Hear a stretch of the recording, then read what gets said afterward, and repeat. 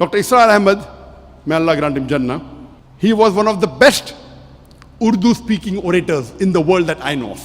So I traveled all the way to Pakistan in 1991 to meet Dr. Israr Ahmed. He was a medical doctor. And I was shocked at his simplicity. The command that he has. बिस्मिल्लाहिर्रहमानिर्रहीम। अस्सलामु अलैकुम दोस्तों, अगर इस वक्त दीन इस्लाम के दुनिया के किसी सबसे बड़े मुबल्लिग का नाम लिया जाए जो अल्हम्दुलिल्लाह हयात भी हो, तो बिलाशुबा डॉक्टर जाकिर नाइक पहले नंबर पर आते हैं। डॉक्टर जाकिर नाइक की जहानत, उनका मुतालिया और शानदार यादाश्त की बदौलत अल्लाह ताला ने उन्हें दुनिया भर में वो मकाम अता किया है जो बहुत कम मुबल्लिगीन को हासिल हुआ है। लेकिन डॉक्टर जाकिर नाइक ने ऐसा क्या किया कि उनकी जिंदगी इस तरह से बदल गई? और सबसे अहम बात यह कि जब वो दावत व तबलीग पर अपनी सारी जिंदगी लगा चुके हैं तो उनका घर बार कैसे चलता है? अक्सर लोग बिलखुसूस गैर मुस्लिम और डॉक्टर जाकिर नाइक के नाक़िद अफराद ये सवालात उठाते हैं। डॉक्टर जाकिर नाइक एक इज्तिमा से खिताब कर रहे थे जिसका उन्वान माई लाइफ माई स्टोरी यानी कि मेरी जिंदगी मेरी कहानी है, इससे मुताल्लिक था। डॉक्टर जाकिर नाइक ने इस इज्तिमा के दौरान अपनी ज़िंदगी की कहानी बताते हुए शेख अहमद दीदात के साथ साथ अपने एक और बड़े उस्ताद और दीन इस्लाम के बहुत बड़े मुबल्लिग डॉक्टर इसरार अहमद का तज़किरा भी किया। डॉक्टर जाकिर नाइक ने याद करते हुए बताया कि वो डॉक्टर इसरार अहमद से मुलाकात के लिए पाकिस्तान भी आए थे।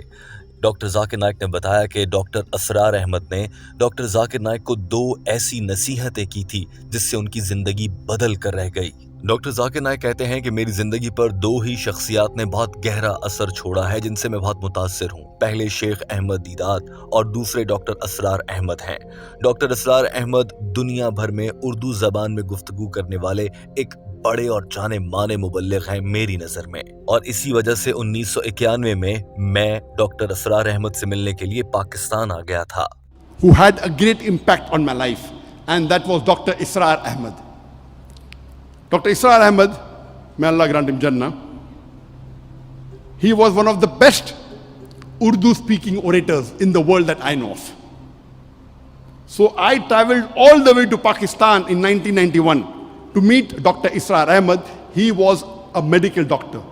डॉक्टर जाकिर नाइक ने बताया कि डॉक्टर इसरार अहमद एक मेडिकल डॉक्टर थे। वो मौलाना मौदूदी से बहुत मुतासिर थे, फिर उन्होंने तबलीगी जमात का भी हिस्सा रहे, और फिर डॉक्टर इसरार अहमद ने अपनी उम्र के आखिरी हिस्सों में तंजीमुल इस्लाम के नाम से अपनी एक तंजीम भी बनाई। डॉक्टर जाकिर नाइक कहते हैं कि मैं उनसे मुलाकात के लिए लाहौर गया। डॉक्टर इसरार अहमद से मुलाकात में पहली चीज जिसने मुझे मुतासिर करके रख दिया वो उनकी सादगी थी।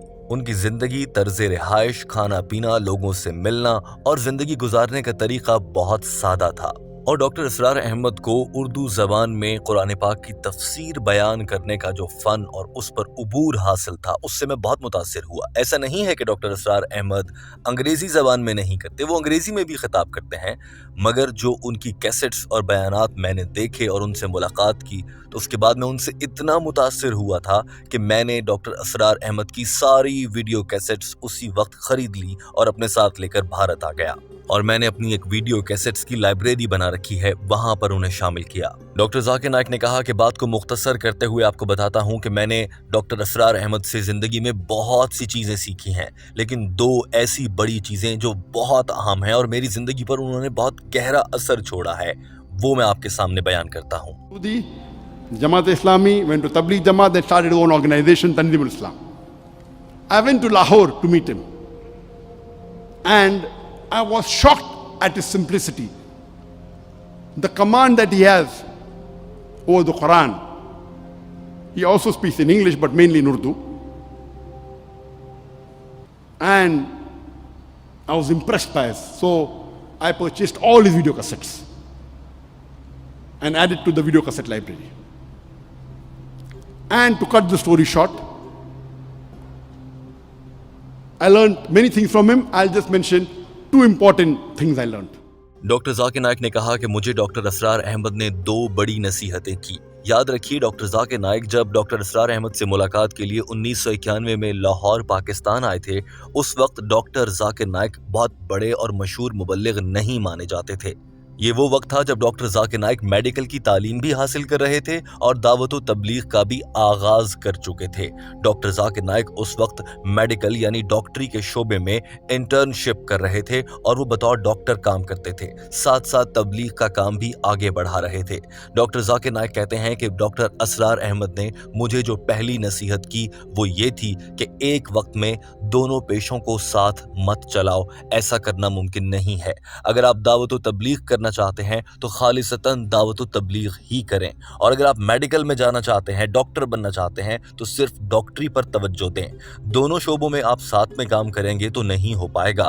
ڈاکٹر اسرار احمد نے ڈاکٹر ذاکر نائک سے یہ بھی کہا کہ اگر اسپیشلائزیشن کرنی ہے، کسی ایک کام پر پورا فوکس کرنا ہے تو دونوں میں سے کسی ایک کا انتخاب کر لو، یا تبلیغ یا پھر میڈیکل کے شعبے کا۔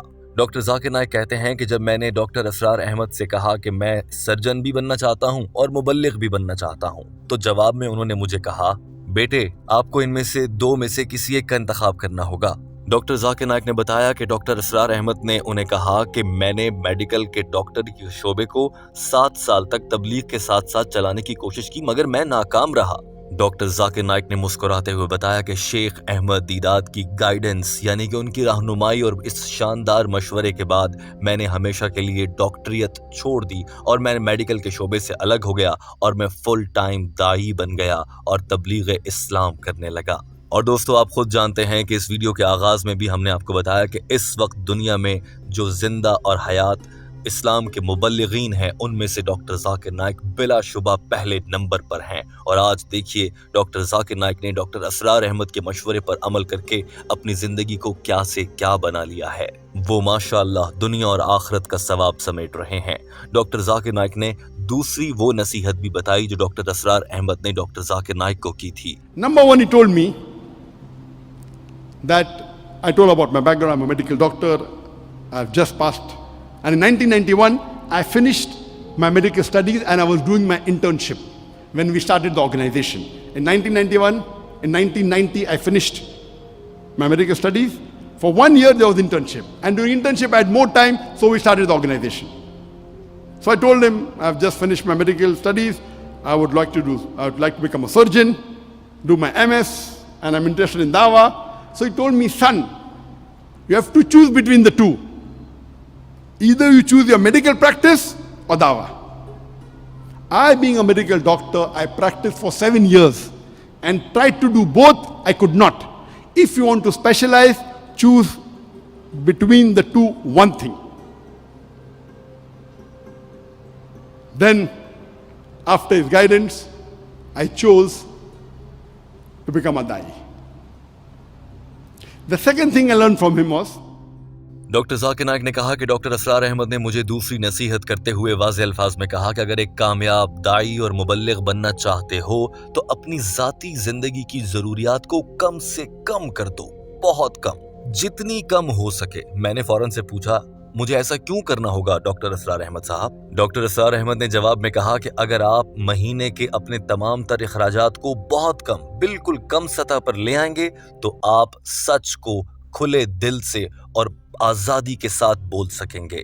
آپ کو کسی اور پر انحصار نہیں کرنا پڑے گا جو ہر مہینے بعد آپ کو پیسے دیتا ہو، ایک تنخواہ دیتا ہو۔ ڈاکٹر ذاکر نائک نے کہا کہ اس نصیحت پر وہ خود بھی عمل کر رہے تھے۔ میں نے ان کا انسٹیٹیوشن دیکھا، ایک عظیم الشان ادارہ، اتنے بڑی سطح پر کام ہو رہا ہے، لیکن ان کی زندگی انتہائی سادہ تھی اور حقیقی زندگی اور اپنی رہائش میں وہ بہت سادگی سے رہ رہے تھے، یعنی کہ انہوں نے بھی اپنے اخراجات اور اپنی ضروریات کو بہت کم کر رکھا تھا۔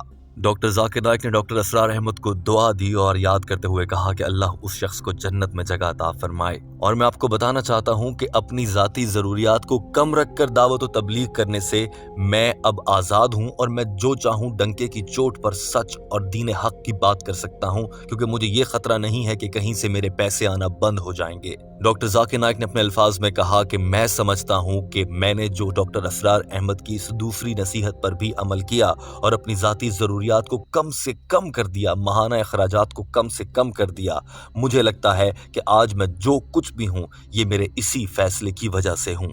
the second thing I learned from him was, he told me that if you want to become a Da'i, see to it that you make your personal needs the minimum. I said, why? He said, if you make your personal need the minimum with the least amount of monthly requirement, you can speak the truth more easily. You won't have to depend on anyone. You won't have to depend on please someone who's paying your salary. See to it that your needs are the least. And I saw that he had such a big institution, but what a simple man, Dr. Israr Ahmed. May Allah grant him Jannah. And this thing, that not to spend excessively, was one of the cornerstone of my success.